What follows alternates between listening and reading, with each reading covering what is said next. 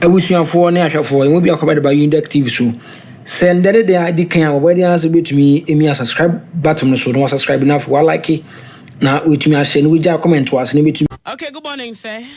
Good morning, madam. Akwaba. Me pa cha me jos. Yeah, that's so say we do ho kan na my say anope oni e be din kuta. Me so me jetum na mo mesrati fo say.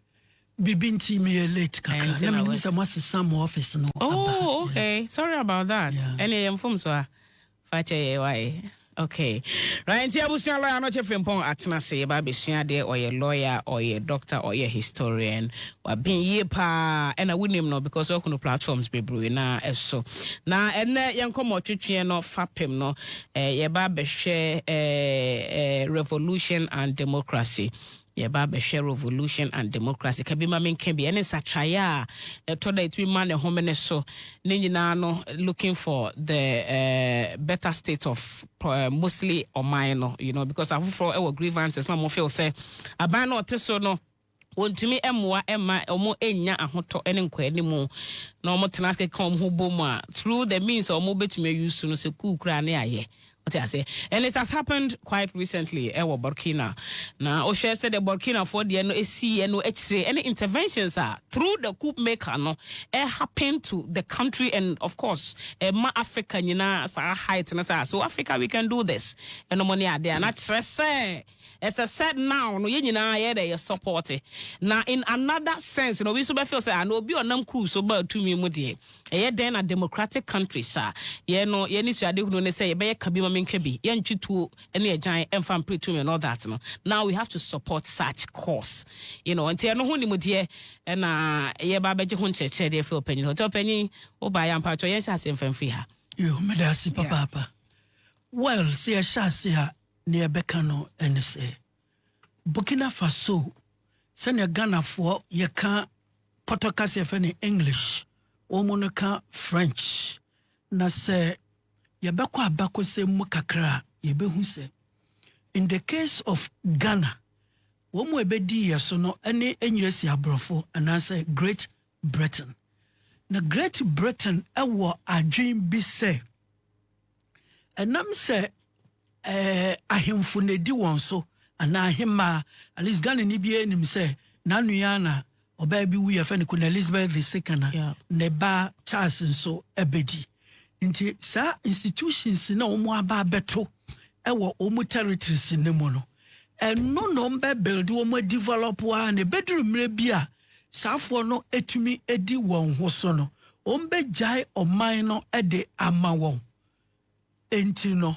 Britain for war adwen say wo mo beboa ye ne hunu sania ye behwe ya ye ho so ye hu ye ho so hwe wi a ombekọ won baabi sa policy no enti amma Britain for amfa won nipa bebre amma oman we say mu imagine say oman kakraka we na forts and castles so mu won kakra bi won poano enti in the interior no broni bia eni ho Ghana no brani bia eni ho ena omu yusu ya hemfo eno so kan ho na di problem dia ba boko no nti kasa na bibia betom ndi ye fie de na me solve eno ketu abi wi ansa na yakoye ni okay nti won so omu duru sire mu no eye upper east wosisi ya boko problem aba yes obi a otie mi a wakan chinua achebe ni book bi afa na things fall apart okonko wakan se bibini bia enhwehwe sa krata ni bi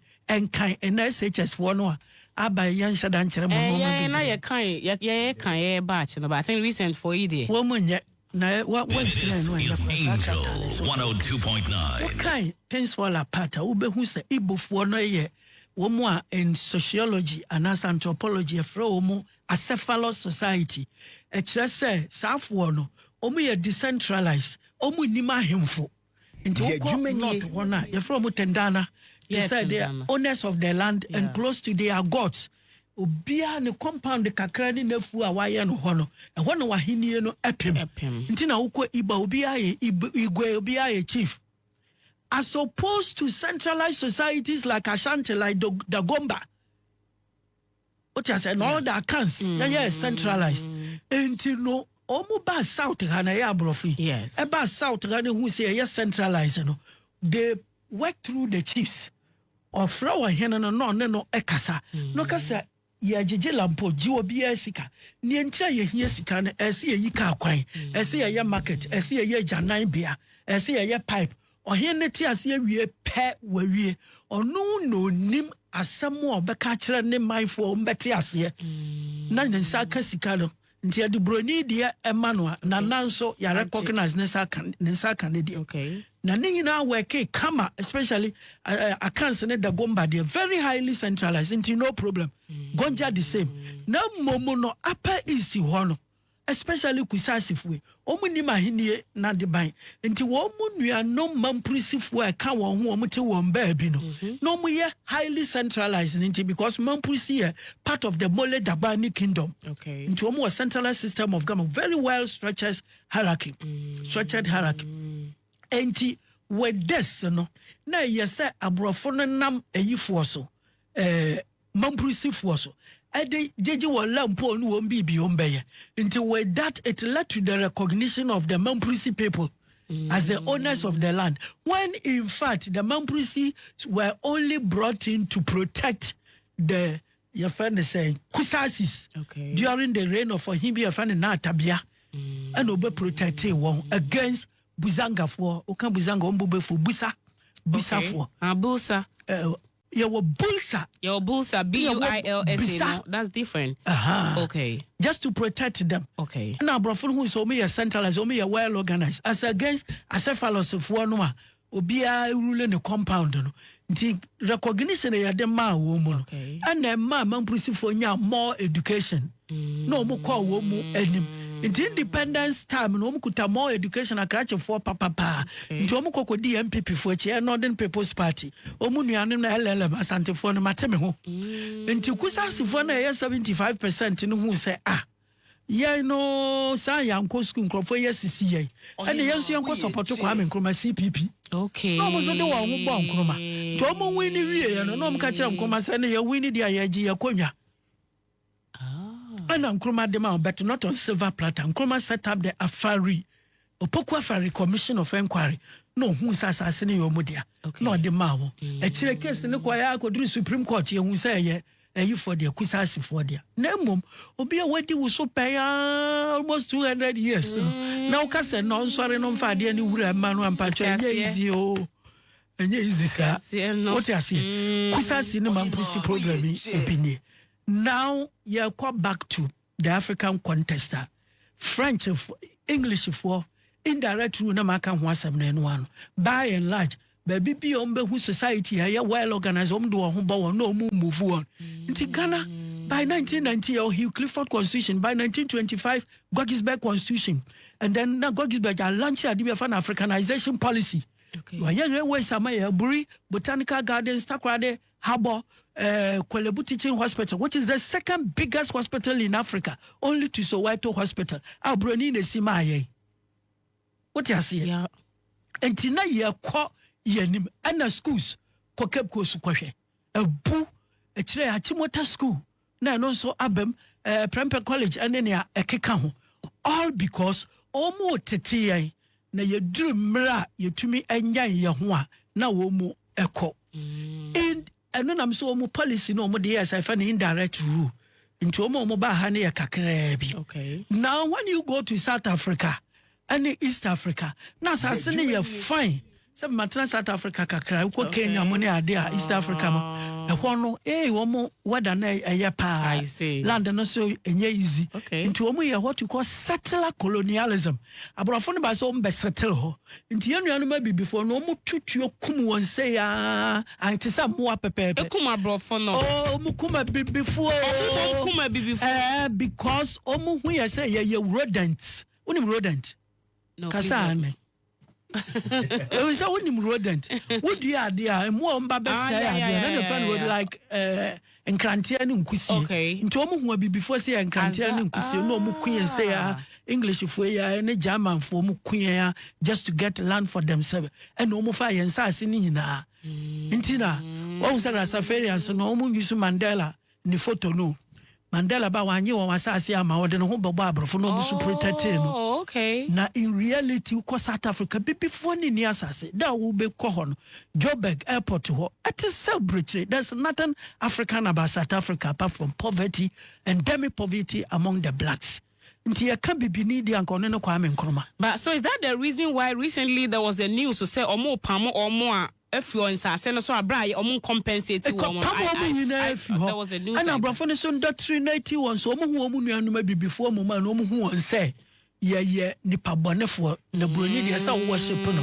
And mo omo tu say so ku ye da bia no. Omo educate won say honam ne ye fita we broni na wo ba nyame. Efiri ho akokɔ sa na the more we tuntum te say medie owu a say ye ku. And here settler colonialism. Now come to the French speaking countries. France for what adwen say all their colonies in Africa no a part of France into a overseas France. Entino we are Ivorian, Senegalese, Guinean, Burkinabe, Malian, Mauritanian. You are also a citizen of France. Enti omo election ayaya no France no metropolitan France no omo constituencies ewa ha. Okay. So it means that omo amba so omo be yan no omo akọ aha ye one property. Enti time was aje for Dr. Kwame Nkrumah bae na obebia bibifo ani no. Na omo hu say French for no who say omo ya wo hwe enye 1945 Second World War and the Universal Declaration of Human Rights. Yes, so be okuta colony no onyemu. Nti esa Britain and France ejai won colonies mu. And when 2 years later me a political party wa Ghana UGCC. Nti French for who said no send you omo nom eyifo no. Burkina ne Ivory Coast no. Omo jai kwa ohiana ebeka won. In fact, they are among the 7 richest countries in the world. The moment ombe jai won colonies mu Africa at the moment, no, Ombeko 23rd.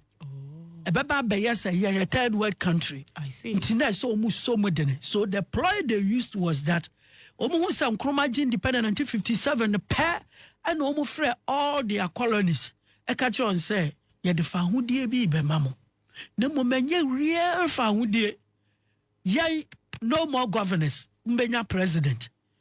Nti politically nkofo be who say you are ruling the people and economically still na ye in charge nti mo ambeti ase no mo hina mo sign and no mo hina sign here only one country voted no Guinea because se kultura adam for ne Kwame Nkrumah nti the following year after Ghana's independence 1950 the Guinea for independence now do you know what they did to Guinea? No.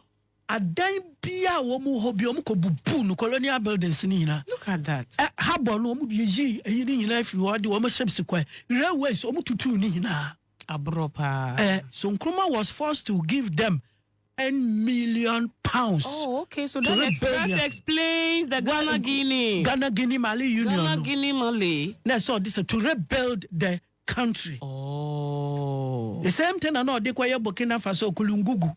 See, there must be no border between brothers. Okoka Ghana ne kwa yi Burkina abomwa kulungugu bomb episode hona kiye kunu no. Ohima. Entina yesa abrofu be time Kwame Nkrumah. So now you understand African politics there. Esa broni bi time. And Ghana house of French for catch Britain for say mistake na mo yesa mo apene ma Ghana ekọ na Ghana ko wia mo colony say aka nyina beko.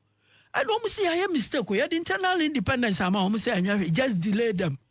Enti mateme hu na eba after 1951 election na eba Santimamu no. Enya Santifo ne de o. Abrofo ne tenase na hu the most well organized people in Ghana. Yen use one yen fan delay Ghana's independence. Nti na abrofo ne finance won. You use the Ashantis to finance and cause confusion in the country. Delay independence, mine all their products much as possible fako because when you are mistake in the way. Oh my God. Nti besi na nwa santini bi so Nkrumah do nya ni papa kura na we hear say Kwame Nkrumah na see KNUST one of the finest universities in the world. Now what the amount no we see Konfanochi teaching hospital ama what the wo Konfanochi din the atos one friend government hospital. Now amamo National House of Chiefs headquarters NC Asante Hinifie Bonebe na papa ni beti endoctrinate wawa just to ensure that they will be against Nkrumah. And to the extent that they are against Nkrumah, and Ashanti is in the middle of Ghana, it formed an empire, a very well organized society. So when they are against you, your government will fail. Even today, government be aware how to deal with Ashanti. The government will fail immediately. Because that's one region. About 3 regions say Oti region, part of it Eastern region, about half of it Eastern region, New Job in capital, no me Asante for Korea Asante. And I have Asante. Part of bonus Asante. And Ashanti itself. It is if you don't know how to deal with them, you destabilize the country. And more so being in the middle of Ghana. I woman you nominate the Gomba for. Any man prissy for how pa. What you say? No, na Britain for nominate the Gomba and then going to France, Abra Guinea years no. And my French colony see him say, hey, you could do one more chia. Ya home bachelor in Tiana join France. So they formed an association like Communauté Africaine Occidentale, Community of French West Africa. And no money French for year one. And by 1960, you do a million fan who dear Emma won. Into what is a Burkina Faso? Almost first president Fanny Amigo, Ivory Coast first president Hofua Boigny me Pacho, and your independence BR. And how come say you see economy no French for SM? Best in there. Call cry ye. We call on the phone. Your taxi at France in any French speaking country. And almost sports stadium now near African Cup. Come no a French government there. Okay. And this a winning because so Ghana was a good. Now every course the more your friends say Air Cote d'Ivoire. Me pacho Air Cote d'Ivoire is the West African name for Air France. Into pilot in the 99% ya bro for the biame furu bina make and all the French speaking countries any central bank is a Ghana or Bank of Ghana ya ye try a CD no and Nigeria for try naira me pacho wo music and ya trust CFA a currency for French Africa and you know almost National Bank no of France abrofo na hweso ne ye tua wonka before tua wonka and no ko mo export wo mo bibia kwa France ne amam kakra afi what you say bibia kwa France nti say we are Ghana ni na otia na so Ivory Coast where you fam padua ne bo of impacho man nya one day o Ivory Coast mine ye French government in the property Inti France of one actually nipo be the president ni nipo be ye minister ni nipo be ye MP. You discussing over France. Unlike that, reflective. Now reflect. Inti say you did ni krata ni mu was so from hadia. One come. That is interesting. What you say? Yeah. Aha. Inti in the case of Ghana, a revolution is not suitable because country ni ya dia. Ghana no, ya country, ya mine. 1957 ya je fa hudi. Nanka matem ho for ne say eh matem for JB dan kwam wonu masema mo ka kire Ghana for enka Queen Elizabeth tiri no kura dey sika wo mo ye nkoso naso because eh obufusa Nkrumah team baba aba da so say ye dada wo mo nya wo mo fault won seba me no wo ka ne sisi so mo bebre ni me fe na wo te ase yeah and the feedback I'm getting now man force we nyante ase wo ho very good in the case of Ghana you don't need the revolution because country ni ye yadia and the constitution.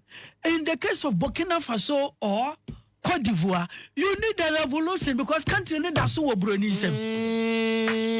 That's so clear. That's so clear. That's so clear. And this revolution they been a Sankara at the buy around 1983.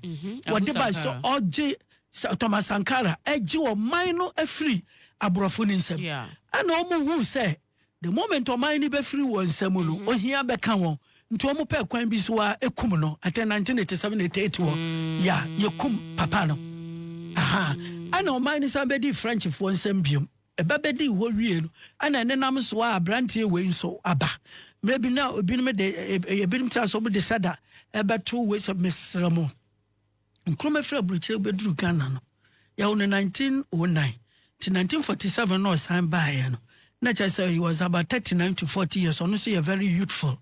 And Tianko focus say what the leadership in my youthful personal mind, So go back to the background of the person. Good. And Nkrumah was very well educated with about 3 master's degrees At the time he came to Ghana and was doing his PhD. Good. Into Obewe na Lincoln University at the man so ye president wunya kwa church na ye de ma opreko ye de ma. In the case of Ibrahim Traoré, he completed the University of Ouagadougou.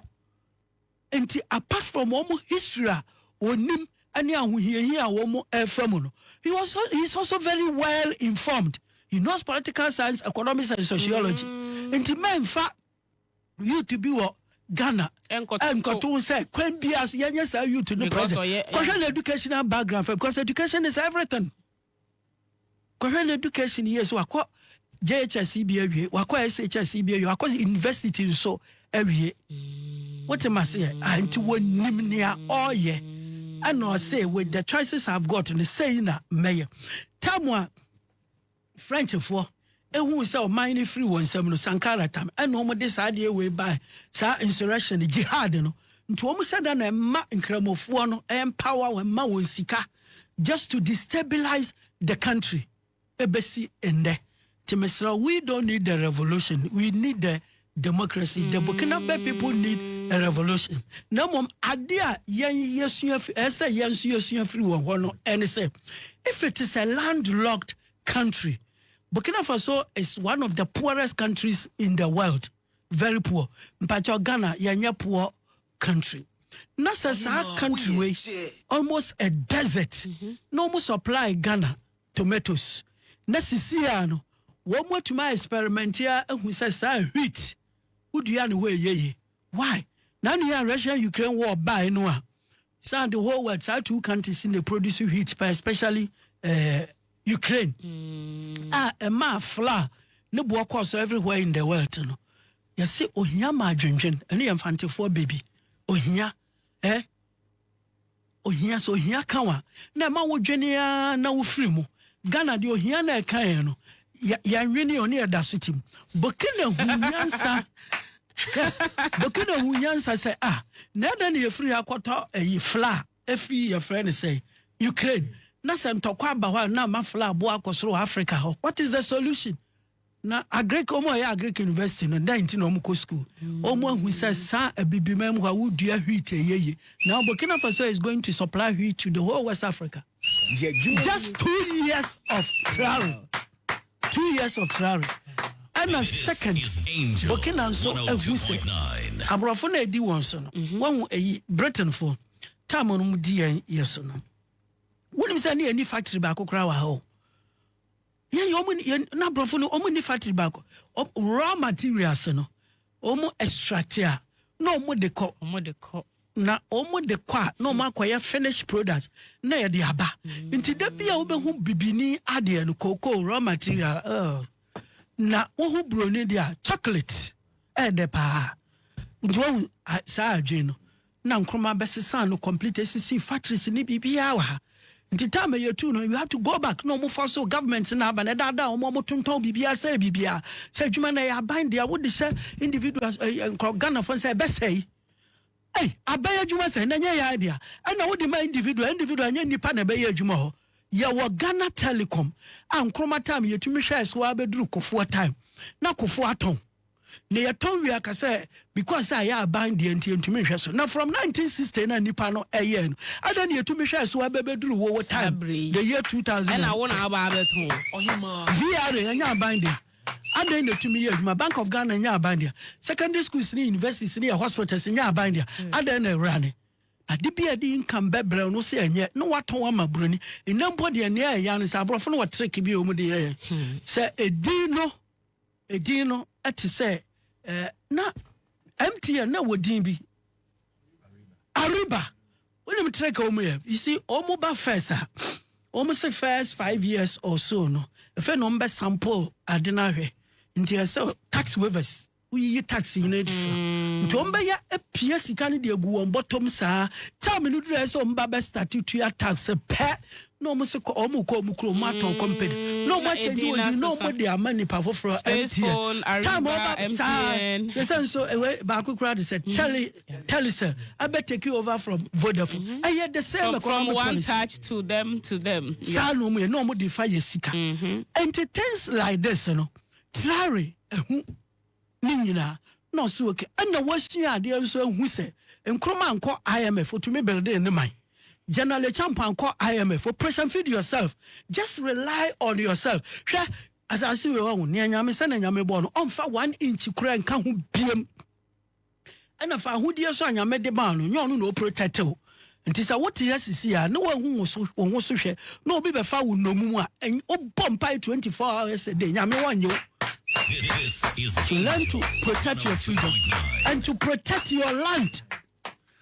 Anna yakane hunu suhwana abrantie yesuanina together with evangelism PLO Lumumba mo say nianyame de ma wo no wo hwe no so asu ya you won't go there to collect money now by Ghana mine to send your kufa de ye Ghana me mo na chi o me kan lokre say wontumi hwa wo man so ya na wo ye budget na wo de budget na koma wo mu abrofo no mo ama usika I would do to your workers to support the budget. And then come me already 91 years was him but my rule Ghana. Because at the moment you need be a dem faswaba. Na bisa kwa ufano me business. Omo kwaji loan so the business am fan tom pabo am fan tatare because I'm fa income ma. Am fan top television and money dem fa income be amre no. Or invest Sanya Baya within a year or two, no, to loan back. Now, or sign a quinine. Until better another time, the best form of television or better because I don't know any seeker and a data. The best form of set and no, but I don't know any seeker.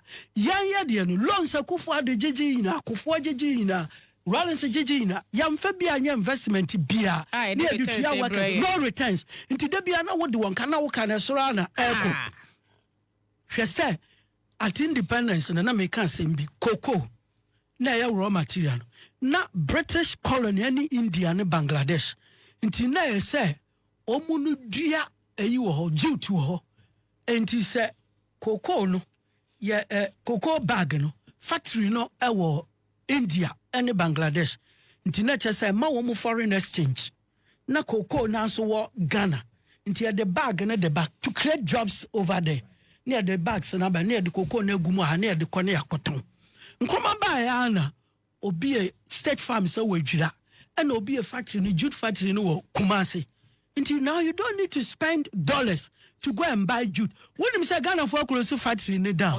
Until before say we better cocoa no MPP chairman NDC secretary so and so that who contract 50,000 bucks why wo 10,000 bucks why no akokra dia ba na wo de wo de account wo factory nesi wo nti da bia CMB before you begin buying cocoa from the farmers na ka eda wani millions of dollars just because of cocoa bag no edigun now we and wahanka you create jobs for Ghanaians only a problem I notice wo person wo tetrare ase a or say self reliance.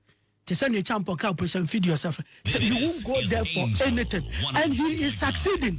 No more bibini obey bino. No be any new men in Tiasi at Teta near Kum. Tell you no destroy Kwame Nkrumah. You destroy Lumumba. Yeah, Gaddafi for as long as I know the Abrofination. Oma Hano. The moment also about baby African Bank before Yara, immediately they killed him. Mugabe for as long as I know the Oma Hano. The moment assassins or JJ one say. No, there may be before no. They called him a different name and then overthrew his government. And Bibini Brofuni president, then you have a problem. Bibini bi obeti okonyache. Tisa Rollins samo bobutu hofwa buanye mo. Then you have a problem with your people because Brofuni pawasem system now we know. How won crofon na buawo.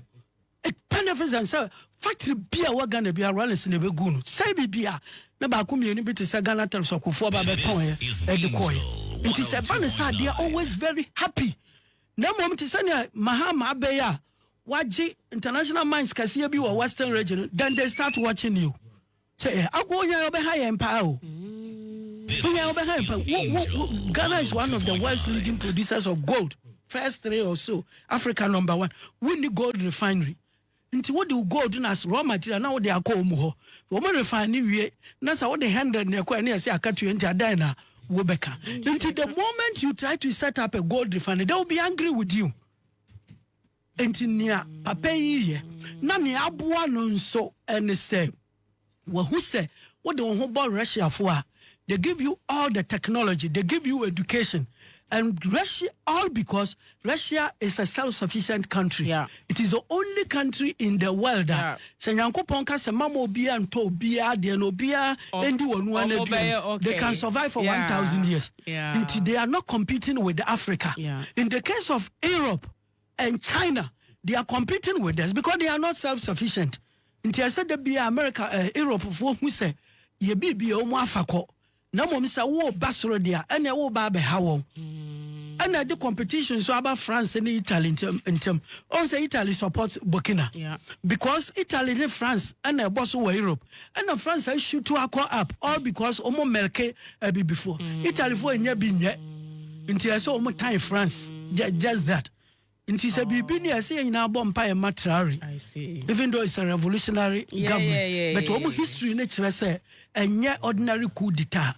She said the omo aye omo currency omo aduane omo bibia omo ye omo they don't rely on France. Okay, so yeah Brenna aye be but then so in such instance no to say the ye nyina ye hu no say e bia ekokoba say the attack na from the Western authority no etumi etenoa. Does it mean said the why nyina comes to a halt and then the country reverses? So, the answer is yes. Okay. Because that of God created two men for Africa, Mandela and Nkrumah. You destroyed your own. The moment na wobe katino no wa many na nia who say ya villages no a who broke down now bro sana complete kama bi o village be na sikani bi na esio. When Timmy didn't the whole town, the whole community. In Timpaya, I see a bomber, any good leader in Africa. Me pacho ye bepe hu sika ye hia o ye pesi esua de ye sere opa nti ye beta afro pacho ye bia ebedi nkomo why ye sere opa ye das ye esua de I mean just like 30 minutes non-stop education aye nyina ya pick it from lawyer Anokye yeda se opedi kese ye besa de wa ba se ho kan de be ban kwa de lawyer Anokye Frempong historian or your doctor and as well or your lawyer medical doctor in leadership studies that I understand I'm part of my medical crown count me bomb panier na man for motor ma se bomb panier abusuafo ne ahwefo emu bi akobade ba Unidek TV so send the day kan obodi answer betumi emi subscribe button no so no subscribe na for like na wetumi a share no we ja comment was ne betumi it's your boy Captain to the Planet. I'm here to talk to you about Unidek TV. Please subscribe to Unidek TV. Subscribe.